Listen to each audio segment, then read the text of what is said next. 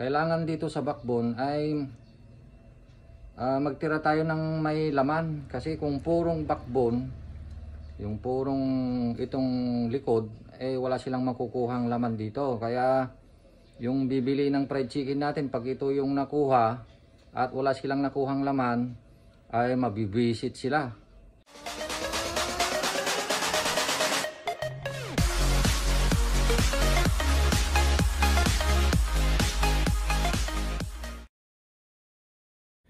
Yes, good morning po sa lahat. Ako po si Galpo TV at nagbabahagi ngayon ng ating kaalaman tungkol sa ating pagninegosyo ng fried chicken. At ang ating isi-share ngayon ay yung ating pag-chop ng chicken. Ito ay pag-chop ng oversize na manok. Dahil kung minsan ay nagkakaroon tayo ng oversize na manok at mahirap tansyahin yung pag-chop. So, kung paano gawin ito, ay panoorin po natin. So ito po yung ating manok na i-chop, yung oversize 1.57. So ito po ay oversize na manok. Ang ideal kasi na pang fried chicken natin ay 1 kilogram to 1.3. Yun ang magandang kilos. 0.9 kilogram, yun, pwede pa. So ito yung chachap natin.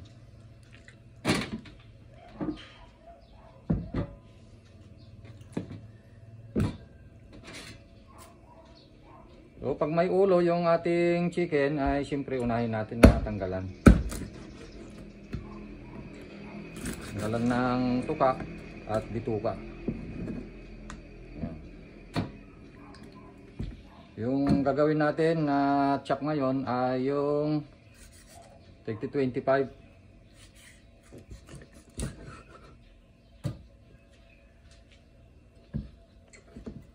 So yung target natin dito ay 75 grams. 75, 80, ganun. So papakita ko sa inyo kung anong grams nyo. So yan, 80, 75. So yan yung target natin, 75 to 80.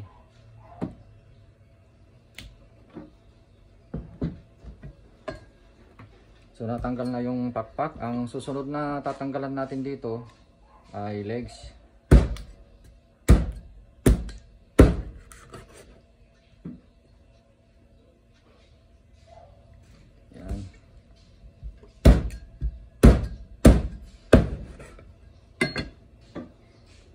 Legs natin. So mga 70, 75 ganyan. Ito lang.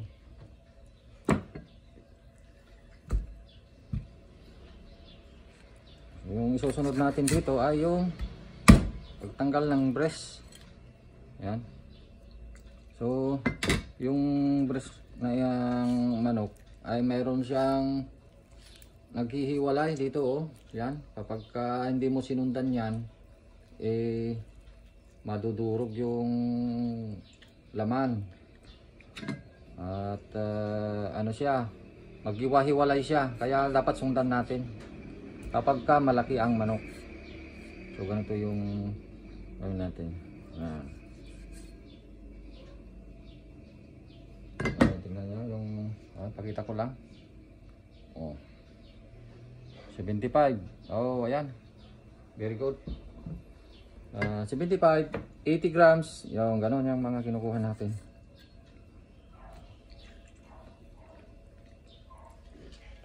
Ang pagninegosyo ng fried chicken, ang isang masilan na bahagi ay ito yung pagchachap ng manok. Dahil kung nagkamali ka sa pagchap, ay madali kang malugi.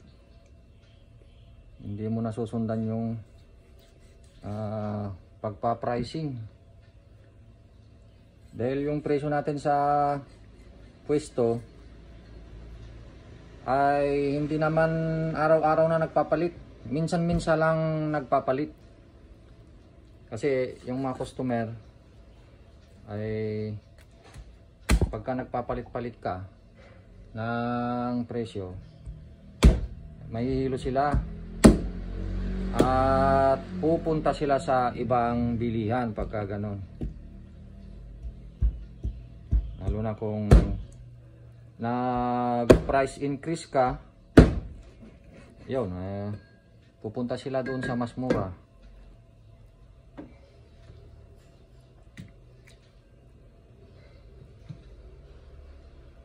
Yung ganyan, no?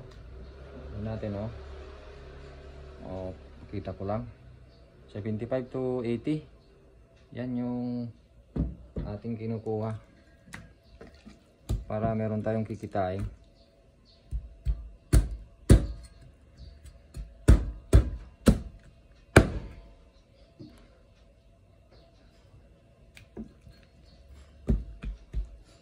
So kung napapansin ninyo ay unti-unti nating tinatanggalan ng mga parte yung manok.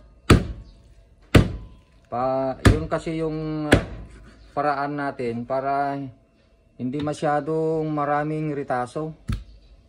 Yung mga ritaso na sinasabi ko ay yung mga maliliit,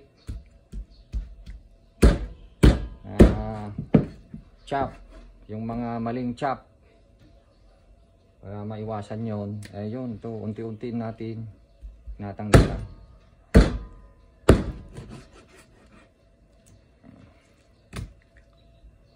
So ganyan.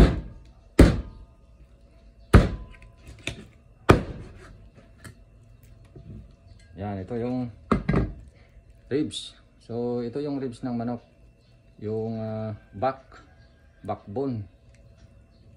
Kailangan dito sa backbone ay magtira tayo ng may laman, kasi kung purong backbone, yung purong itong likod, wala silang makukuhang laman dito. Kaya yung bibili ng fried chicken natin, pag ito yung nakuha at wala silang nakuhang laman, ay mabibisit sila. Kaya hindi na sila bibili sa susunod. Kaya ganito yung style ng pag-chop. Kailangan may laman. Ito, may laman, yan, nandito yung laman. Pero sa gitna, dito sa gitna, walang laman. Kaya ganito ang dapat na diskarte. So biyakin natin dito. Yan, biyak. Yan. Yan. So backbone pero may laman. Yan, may laman na. Yan. Yan ang diskarte. Tingnan nyo, may laman na, backbone siya. Dito yung backbone, walang laman dito. Pero nasa gilid yung laman. Yan. Yan ang isang pagkakamali ng taga-chop Kung minsan nagkakamali yung mga taga-chop ko, kaya lagi kong tinuturuan. Yan. Ito naman yung ribs. At least mayroon siyang laman.